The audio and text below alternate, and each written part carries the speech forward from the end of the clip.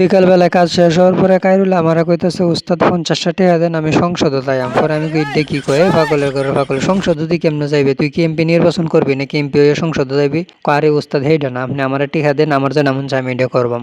পরে 50 টাকা দিছি আমার সন্দেহ হয়েছে আর পিছু করে গেছি আমি আর পিছু গিয়ে দিয়ে সাত অনেকে বইছে। পরে হ্যাঁ বইয়ে কইতেছে এই একটা সাল হোক হ্যাঁ সাল হয়েছে। পরে আমি কইলাম কিরে কাইরুল তুই সংসদে যাইবি তো এনো আইসস করে সাত দোয়ান আইসস করে উস্তাদের যে কথা এটি তো গরিবের লাগে একটা সংসদ এখানে এক একটা সংসদ হইলে এক একটা সাত দোহান বাংলাদেশের প্রত্যেকটা সাত দোহান এক একটা সংসদ।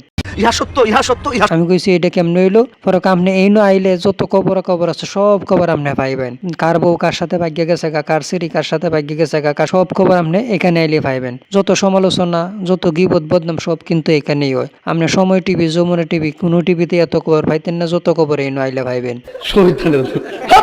শুধু তাই না আপনি যে বই বাইন বইলেই চা খাওয়ান লাগবো, চা না খাইলে আপনি সিট পাইতেন না। এর লাগে তো আমি টিহা লই আইছি চা খাই আমার এনে বই জত খবর আছে সব খবর লইয়ে যায়।